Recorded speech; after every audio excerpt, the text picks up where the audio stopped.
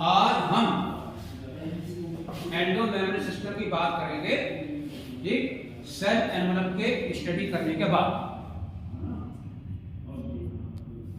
ठीक है, cell envelope में आपने 3 घटक पढ़े थे, पहले मिडल लैमेला, दूसरा सेल वॉल और तीसरा सेल मेम्ब्रेन।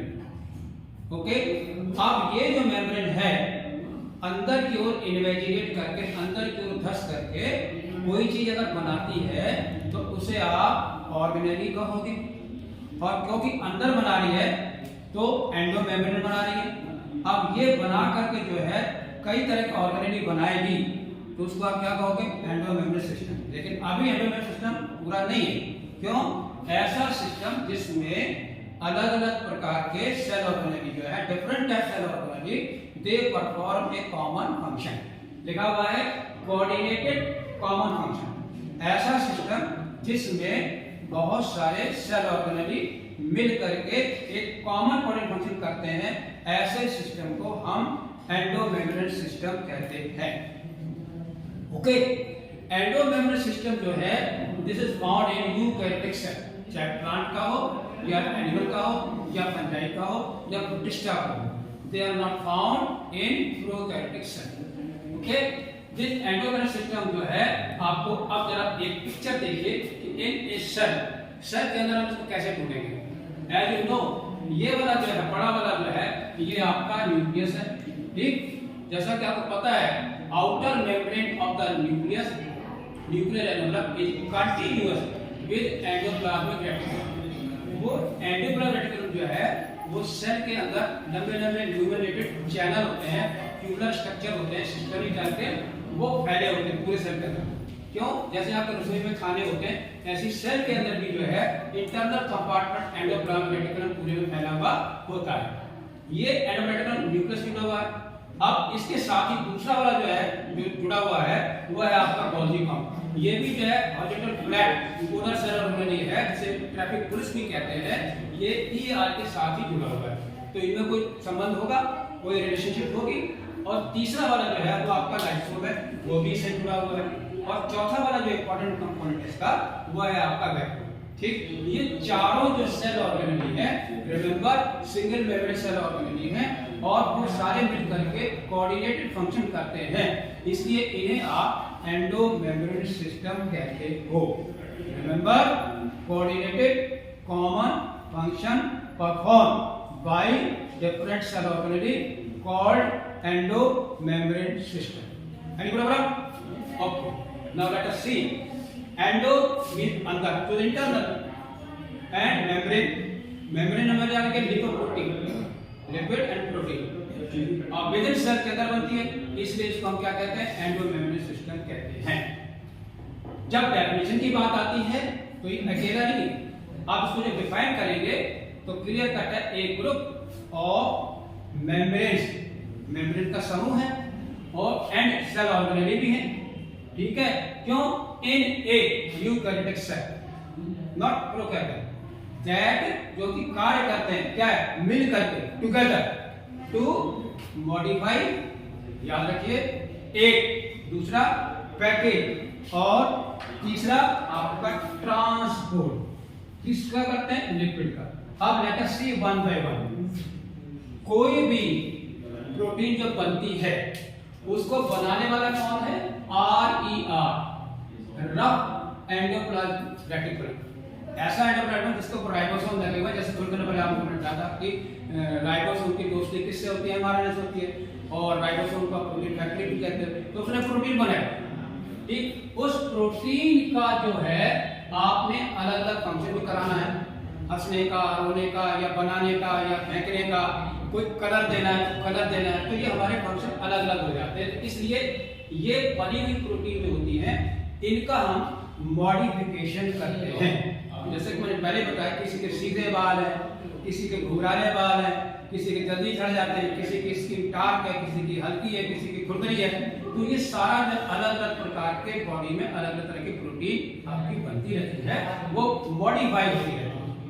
आपको हो सकता है कि पॉलीपेप्टाइड चेन को ब्रांच करना हो, या उसके साथ लिपिड जोड़ना हो, या उसके साथ कोई कार्बोहाइड्रेट जोड़ना हो, तो उसको हम कहते हैं मॉडिफिकेशन। यानी एनी एडिशन और change the structure that is called modification. Okay, एक बार जब वो बन जाती है आपकी प्रोटीन तो उसको आप क्या करते हैं, पैकेज करते हैं। और याद रखना, पैकेज करने के लिए हमको बनानी पड़ती है वेसाइकल बनानी, ठीक है बच्चों, छोटी छोटी कोशिकाएं बनाते हैं मेम्ब्रेन। यानी जैसे आपका ये मेम्ब्रेन है, तो ये अंदर को ऐसे करके घुसी और उसने ये वैक्यूल बना दी, छोटी सी वेसाइकल बनाई। अब इस वेसिकल के अंदर जो है आप मटेरियल भर दीजिए, चाहे कार्बोहाइड्रेट डालिए, लिपिड डालिए, कुछ भी डालिए, आप उसको लेके जाएंगे। कैसे भाई, देखो आपने खट्टा क्या है, नींबू खाया, संतरा खाया, आम खाया, तो ये सब क्यों, ये सब मित्रवर वेसाइकल में अलग अलग प्रकार के केमिकल के बनने से और उनको इकट्ठा करने में बहुत इंपॉर्टेंट रोल करते हैं। तो पैकेजिंग हो गई, ठीक, लेटर लिखा, आपने पैकेजिंग करी, अब उसको क्या है, आपने वो पोस्ट करना है, तो वो क्या होगा, ट्रांसपोर्ट। तो या तो आप सेल के अंदर ट्रांसपोर्ट कर रहे हो तो उसको आप क्या करोगे, इंट्रासेलुलर ट्रांसपोर्ट, या आपको बाहर भेजना है, एक्सपोर्ट करना है, तो आपका एक्स्ट्रा सेलुलर हो जाएगा, ठीक। Another question, what are the two important biomolecule which are, जिनका हम मॉडिफिकेशन करते हैं, पैकेजिंग करते हैं, ट्रांसपोर्ट करते हैं। Your answer is lipid and protein. Remember, lipids and proteins are modified, packaged, transport by endomembrane system। कोई दिक्कत? ओके, अब हम देखते हैं what are the important characteristics, आपके विशिष्ट लक्षण क्या हैं। जरा देखिए, इन ए यूकैरियोटिक सेल, आपको पहले भी मैंने कई बार बताया है कि मेम्ब्रेन अंदर घुस करके अलग अलग प्रकार के स्ट्रक्चर बनाती है। तो किसी मेम्ब्रेन के अंदर घुस करके जो है सेल के अंदर एक अलग अलग प्रकार के स्ट्रक्चर बना, उसे कहते हैं कंपार्टमेंट। और कंपार्टमेंट के प्रोसेस को कहते हैं कंपार्टमेंटलाइजेशन। जैसे क्लोरोप्लास्ट कंपार्टमेंट, माइटोकॉन्ड्रिया कंपार्टमेंट, ठीक है, डीआर कंपार्टमेंट, तो उसको कंपार्टमेंट कहते हैं। तो in eukaryotic cell each contains intracellular, cell के अंदर, ठीक, ऑर्गेनेल एक अलग से एक डिस्टिंक्ट स्पष्ट जो है स्ट्रक्चर होता है और उस स्ट्रक्चर का एक डेफिनेट फंक्शन होता है। आपको उदाहरण के लिए मैं बता सकता हूं, क्लोरोप्लास्ट को फोटोसिंथेसिस, माइटोकॉन्ड्रिया को एरोबिक रेस्पिरेशन, ओके, उनका काम है। इस तरह से जो है दूसरा पॉइंट देखिए, इसमें से जो बहुत सारे सेल ऑर्गेनेली क्या है, many of the cell organelle, see the point, many of the cell organelle have coordinating function, आपस में मिलकर, यानी ए बी सी, कोई सब्जी बना रहा है तो कोई रोटियां बना रहा है, तो लंदन की सेवा क्या होती है, अलग अलग प्रकार के धन की सेवा करते हैं, तो कोऑर्डिनेट करते हैं। तो such type of coordinator function जो परफॉर्म्ड बाय सेल ऑर्गेनेली जो होता है, उसे हम कॉमन मिलेंगे, उसे हम क्या कहते हैं, एंडोमेम्ब्रेन सिस्टम कहते हैं, ठीक है। क्यों हैव कंसीडर्ड एमएमसी, तो हम एंडोमेम्ब्रेन सिस्टम कहते हैं, जो मिल करके कोऑर्डिनेट फंक्शन करते हैं। आइए तीसरे पॉइंट, मेम्ब्रेन सिस्टम में कौन कौन से कंपोनेंट होते हैं, साफ है। Endomembrane system include what, ER, Golgi complex, lysosome and vacuole. याद रखने का तरीका आपके सामने जो है वो हम आपको बाद में बता देंगे। सिंस द फंक्शन ऑफ, चौथा पॉइंट बड़ी इंपॉर्टेंट है, जैसा कि आप देखते हैं कि माइटोकॉन्ड्रिया, क्लोरोप्लास्ट, एमसी और पी फॉरऑप्शन, इनका आपस में कोई भी कोऑर्डिनेशन नहीं है। They do not have common function at all. इनका काम रेस्पिरेशन, इनका काम फोटोसिंथेसिस, इनका काम ऑक्सीडेशन करना, तो तीनों का काम अलग हो गया। तो इनका करते, इसलिए जो है that's why now you see, since the function the mitochondria, chloroplast and for option are not coordinate, आपस में सहवास नहीं करते हैं, इसलिए जो है जैसा ऊपर वाले करते हैं, इसलिए इनको जो है एंडोमेम्ब्रेन सिस्टम का सदस्य नहीं माना जाता है। They are not considered as a component of endomembrane system. Chloroplast 1, mitochondria 2, for option 3। आपका नीट का सवाल होता है, which of the following is not considered the endomembrane system, नहीं माना जाता है। 3 के नाम दे दिए, चौथा वाला दूसरा कोई रख दिया, तो आप टिक करोगे तो आपको पता है एंडोमेम्ब्रेन सिस्टम में आपको कौन कौन से, ईआर है, गोल्गी कॉम्प्लेक्स है, और लाइसोसोम भी है, और वैक्यूल भी है, ठीक है। वैक्यूल की जगह उसने अपना क्लोरोप्लास्ट रख दिया, तो आपको टिक जो करना, इसी का करना है, ये नहीं है, ओके। नटशेल में इसी के अंदर आप जरा देखिए ब्रीफिंग के अंदर में कि यूकैरियोटिक सेल के अंदर एंडोमेम्ब्रेन रेटिकुलम, गोल्गी कॉम्प्लेक्स और लाइसोसोम और वैक्यूल, इन चारों का आपस में 1 and 2 and 3 एंड 4 इनका क्या है, कोऑर्डिनेटेड फंक्शन है, ये एक कॉमन फंक्शन करते हैं, इसलिए ये एंडो मेम्ब्रेन सिस्टम है। अब आपको आएगा कि हम क्या करते हैं, देखिए जैसे जरा देखिए एंडोप्लाज्मिक रेटिकुलम जो होती है ये प्रोटीन बनाती है, कौन सी, आरईआर, रफ एंडोप्लाज्मिक रेटिकुलम, जिसके ऊपर राइबोसोम लगे होते हैं उसे आरईआर कहते हैं, वो प्रोटीन बनाएगी, उसका मॉडिफिकेशन कौन कर रहा है, गोल्गी कॉम्प्लेक्स, फिर वेसाइकल में उसको आप क्या करोगे, आप पैकेजिंग करोगे और फिर उसको क्या करोगे, ट्रांसपोर्ट करोगे। कृपया देखिए अब यहाँ पर सेल वॉल है और यहाँ पर आपकी वेसाइकल है, तो आपको नई सेल वॉल बनानी साइटोकाइनेसिस के टाइम पर, तो भाई कौन देगा, वेसाइकल देगी, तो आप क्यों करोगे, क्योंकि आप ट्रांसपोर्ट, ओके, किसका करेंगे, लिपिड का या किसी प्रोटीन करेंगे, तो आपके सामने इस पे को कोऑर्डिनेट करने के लिए ही इसको कहते हैं गर। व्हाट इज गर, इसका मतलब है G4 और G complex, E4 endoplasmic reticulum, L4 lysosome.